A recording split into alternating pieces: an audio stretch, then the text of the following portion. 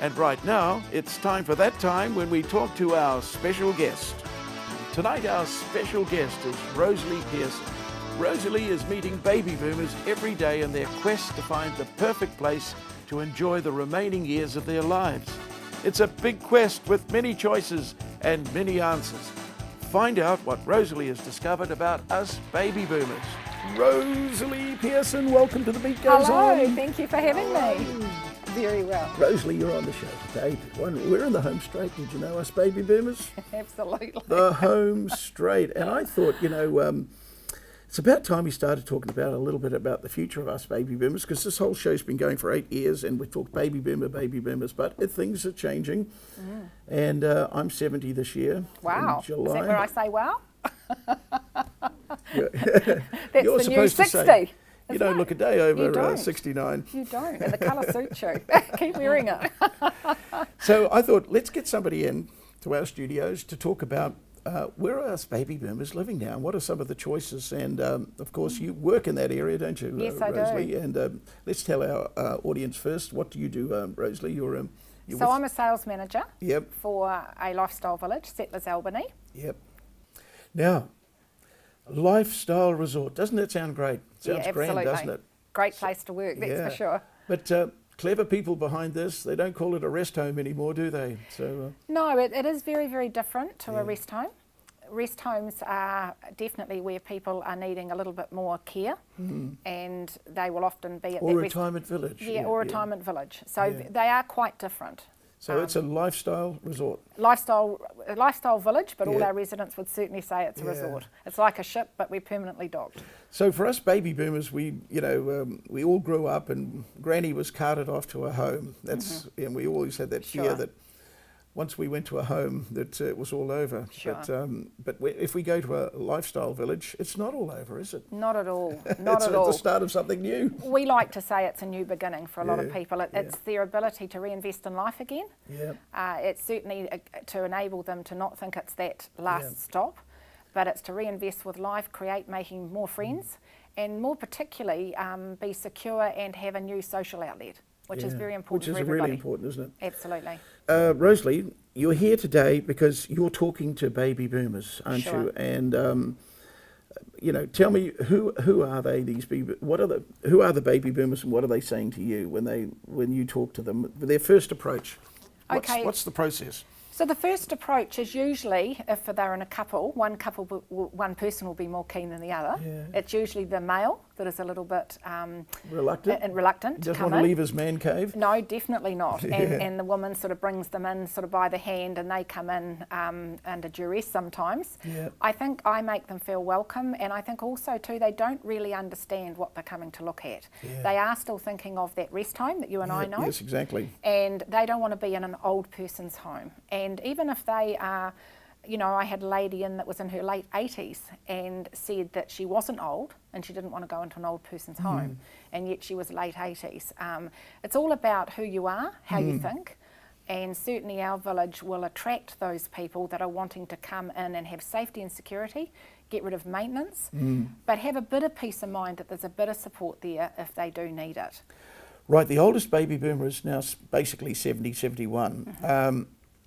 Are the homes starting to fill up with baby boomers? Are there many? What's the earliest occupant you would have? What age? Okay, so some of the villages do vary. Our village entry age for both partners is 65. 65. You will find that some of the larger companies now are 70 and 75. There might be a few around that are 55. But more typically, you're looking at around the 70, and as I said, our village does attract people that want to come in at 65. They both might travel a lot. Yeah. They want a lock and leave situation. So definitely they'll be looking at our market in terms of waiting, and instead of waiting till 70, Now, 75. you said something really important there, lock and leave. A lot of these people want to go on a cruise, don't they? Absolutely. And it's very comforting to know that your place is well looked after when you're away. Absolutely. It's one of the biggest advantages for people that do travel. A lot of our residents do go away a lot, and some of them are away for 3 months at a time. And it's really important for them to know that they're away and within our gated community, their apartment or townhouse is being looked after. Now, this word gated, this started off in America say 40 years ago, but it's slowly crept into New Zealand. Sure. It makes you wonder, I mean, we're not of island country, are we? But selling this concept that it's gated, that means that it's security, isn't it? Yeah. How important is that? Well, it is important to, I think, all of us really, if we stop to think about it. We live in a society now that there is things out there that are happening, and people get a little bit more fragile, perhaps when they're living on their own or they're living and their partner's not too well. And I think just having that security of being behind gates that do close at a certain time at night, people can't just come in when they feel like it and drive around the village. Yeah. So I think, there's no guard on the door, is there? No, there isn't. No, just a lovely. You can't get out. No, and we tell them that we actually lock it to stop them getting out, not the other way around. So we have quite a joke with our residents, really. They do see it as a form of peace of mind and security. The old thing, people are going to get in if they're going to get in, but what we do is minimise the risk. So you have a gated community, you can only get into your building if you have a swipe, and then you can only get into your apartment if you have a key. That's right, That's wonderful, isn't it? Okay, now, the man and the woman arrive, as you say, she's dragging him along. What are their main, what are the main things they're looking for? What's number one? What's the number one concern that that you're going to have to put them at ease about? Okay, I guess for the male, the number one concern is, where do I park my car? And he's so simple, isn't he? Absolutely, absolutely. I think there was a book written, and the name doesn't just come to me at the moment, but one of the things that was in the book was one of the most talked about things is, where do I park my car? What's the garaging like? Yeah. And that is important, I think, to a lot of males. Not so much for the woman. The woman will still want to park, and they want to make sure they're secure getting from the car to their apartment. But certainly car parking would be one of the number one things we talk about. Isn't that funny? You wouldn't think that would be the most important thing. Absolutely. Depending on why they're coming in. If they're coming in because maybe they have had a bit of a health scare, their focus may have changed, and they might be on, what can we offer them? What is the continuity of care at our village? If they're coming in just because they want that lifestyle to lock and leave, and they've had friends that have come in, which is our biggest, the way that residents come in is often referral, because our residents are having such a great lifestyle. When we love something, we naturally tell other people. So that works very well for us. So if they're coming in, they're maybe not so focused on what care do you offer later down the track. In fact, most people don't want to know about that until they have to know about it. Yes, exactly. But then there is another group there's another group of people that are, by whatever experiences they've had, they might have had family members that have been sick, so it's high on their priority. So often when people come in, I'm really listening to see, what is it that's brought you here today? Well, that was number one for the male. What's number one for females? Number one for the females, I think, would still be very much a kitchen. Really? So I think similar things to you're looking at in residential, actually. They want a home. Has anybody ever said, how close is McDonald's? Never. They might say, what nice restaurants around here. But certainly the women are looking for I think I might a ask home. That question, I think they are looking for a home. The number one thing they're looking for is they do not want it to feel institutionalised. So when they walk in, they're like, oh, I don't want it to be full of old people. I know that sounds awful, even me saying it, old, but that's what they say. I'm not saying, that's the words they use. We're not old. We do not want to feel like we're in an institution or that we're in an old person's home. So they're looking for a flavour of when they come in, right down to how do the staff treat you. And we do have a great staff, very bubbly, and we treat our residents as people, like they're our customers, actually.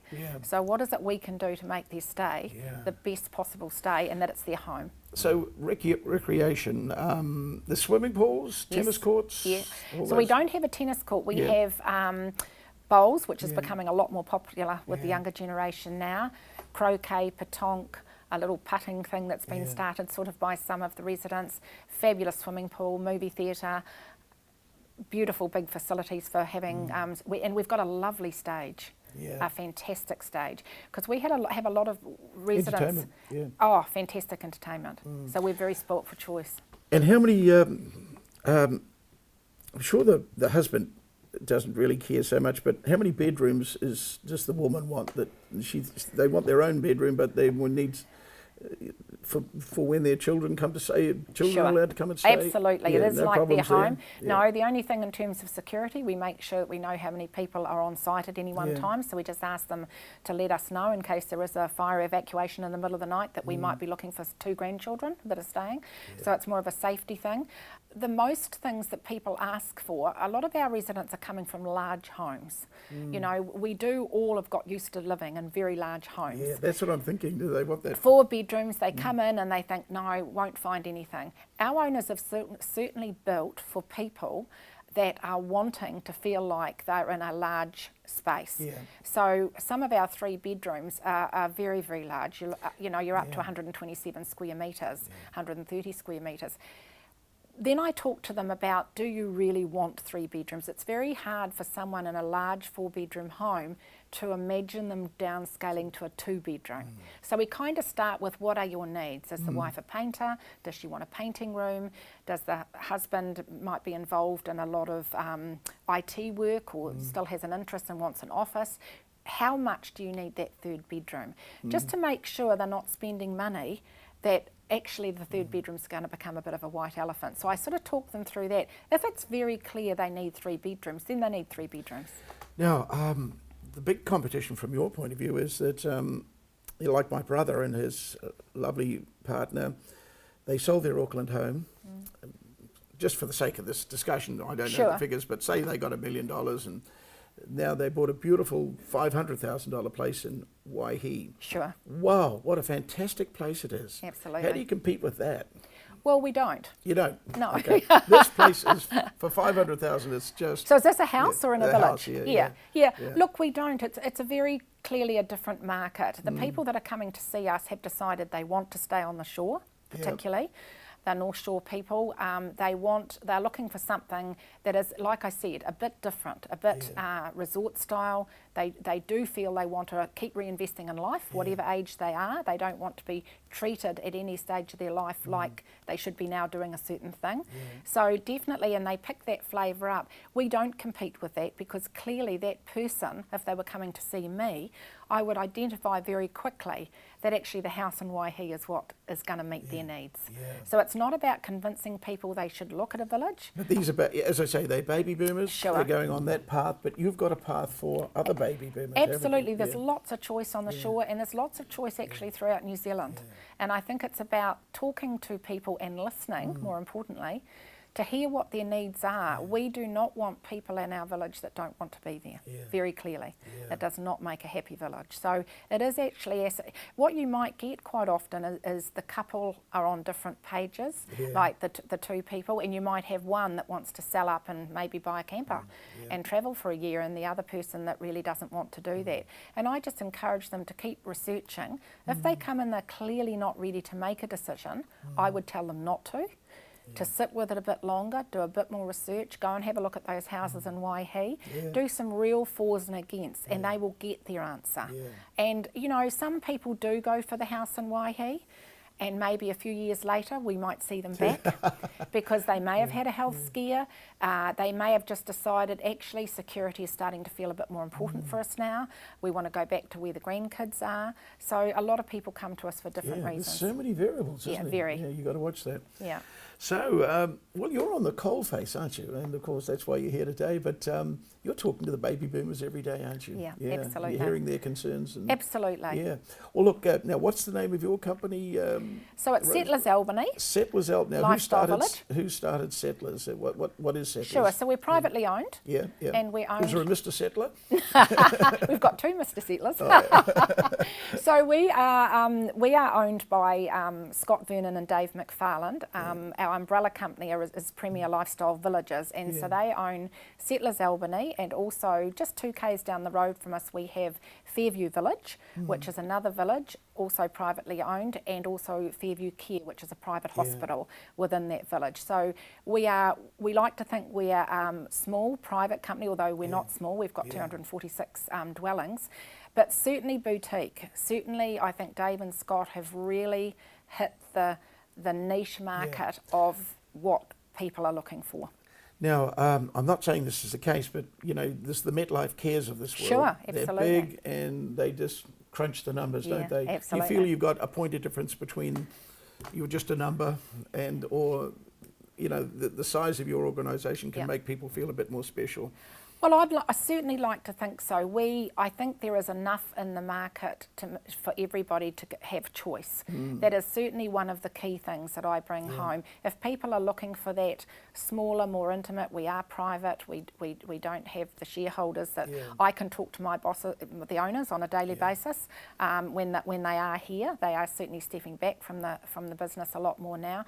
We have a fabulous CEO who's very, very customer service, hospitality sort of focused. And so when we look at our residents, we're looking at them from a customer service point of view. What is it we can do? So look, we do believe that we have a niche, and I think that it certainly is testament because we sell down quite quickly. Wonderful. Now, Rosalie, can anybody give you a call? I'm sure they can, and Absolutely. you're there. And Absolutely. What we need from you is, what's the best number to get hold of you and say, Rosalie, I saw you on The Beat Goes On. I'm coming over to have a chat. What's the best number? Look, just ring the 0800 number. Yeah. 0800 102 652. 102 652. Yeah, we'll put that on the screen for you, Rosalie. Absolutely. And you can ring that number, just press 1, which is for sales. Also, leave a message if you don't get me, because I do have a cell phone, and I'll certainly call you back. And also just to say, even if you just want to start a research, we do not push selling. And I will certainly talk to you, and if it's another village that suits your needs better, then I would guide you in that direction. Thanks, Rosalie. Well, look, every baby boomer that watches this program, of course, is constantly thinking, where am I going to end up? Absolutely. Absolutely. Is it going to be at the City Mission, or is it going to be somewhere else? Absolutely. And all I'd say is, look, if we close our minds to what's out there, then we are old. Yes, Keep your options open. Come and visit us. Go and visit the other villages. Just have a look at what's out there, and you will be really surprised that it's not like the rest homes. Now, look, just before you go, Rosalie, we're all becoming very computer savvy now. What about fibre? So that you can get latest technology. Latest, that's all there. Yeah, sure. That's the first question I ask. Absolutely. Can I get my Sky Television? Can I get my fibre? Absolutely, you can.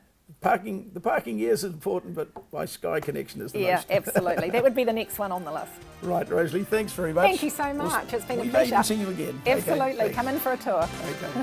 Bye-bye.